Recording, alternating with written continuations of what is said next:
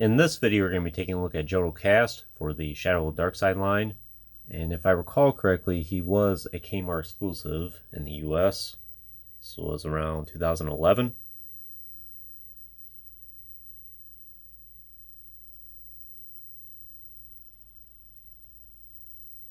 So for the most part, he's just a repaint of the Boba Fett mold from the Fett Legacy pack. And then of course, like Dread Priest and Yats Ward there as well.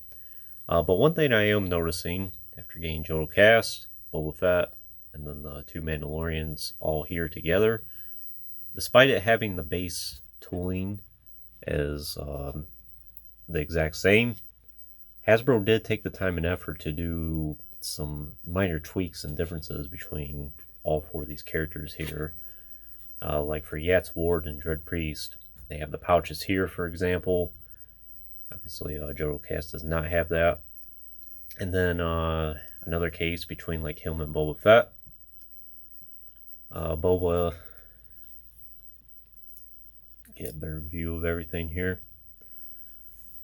They did go to all the trouble to sculpt a new belt. Different pouches and various different components. So that is one thing I do appreciate. Hasbro seemed to used to be able to take the time to do things like that. Nowadays, it's very questionable if they would.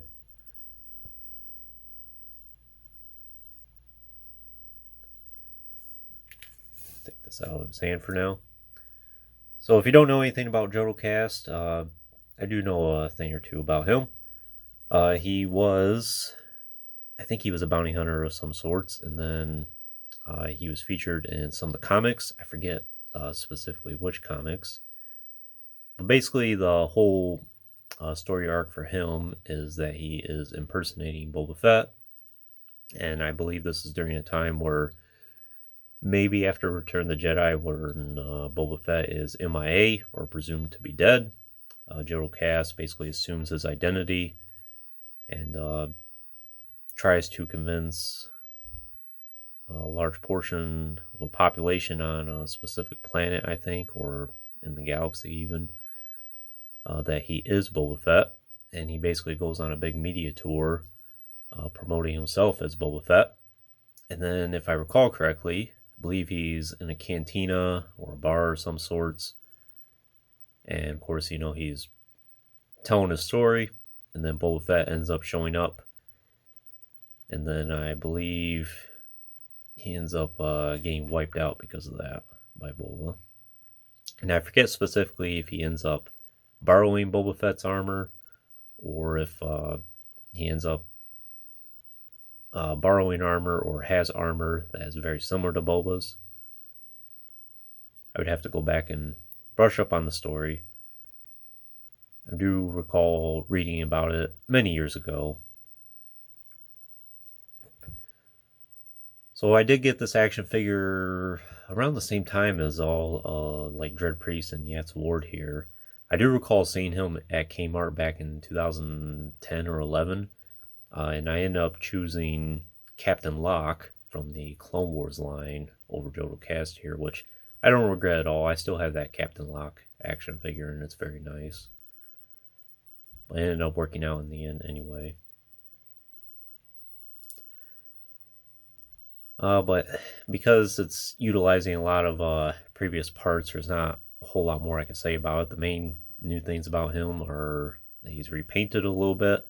He does have the Mandalorian symbol on his shoulder there. And he does have a new portrait underneath, which is a very nice head sculpt.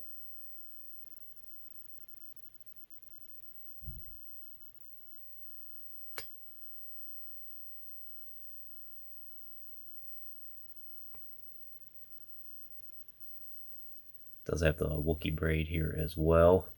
I'm not sure if Jodo Kast really had that, or if it's just from the tooling, but still nice. I do like the combination of green with the dark gray jumpsuit here, and then the yellow armor. I think it looks really good. Hasbro did remove the tube that is usually on Boba Fett, and it does help with articulation a little bit. Well, actually, it's still there, but it's a lot less prevalent, I think. A little bit less restrictive. And speaking of articulation, he is the exact same as the Boba Fett here. Pretty much super articulated all around, like the ball joint, the head, and then his shoulders, elbows, swivel forearms, and swivel waist, and then swivel hips, and then hinge knees and hinge ankles.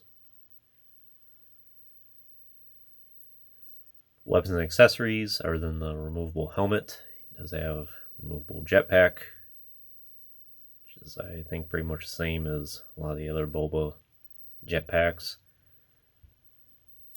And I think this might be the one where it doesn't really stay on very well. It seems like it's okay. I know, like, this particular Boba Fett, for instance, does have a lot of problems with that.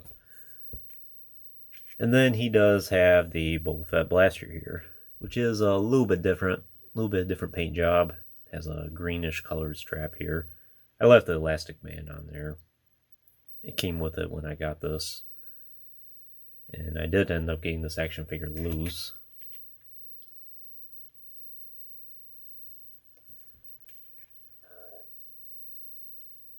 Figured to just add a little bit character. And yeah, you can see that jetpack. I'm pretty sure it's this particular mold. It doesn't stay on very well. It'll stay on okay if you have it in place for a long time, but as soon as you remove it and try putting it back on, it does have some difficulties.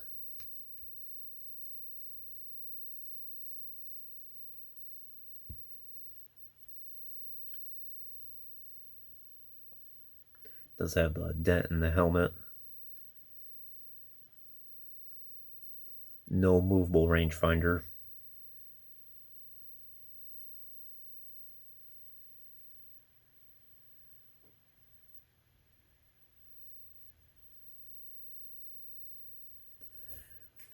But that's pretty much all I can tell you about Jodo Kast here.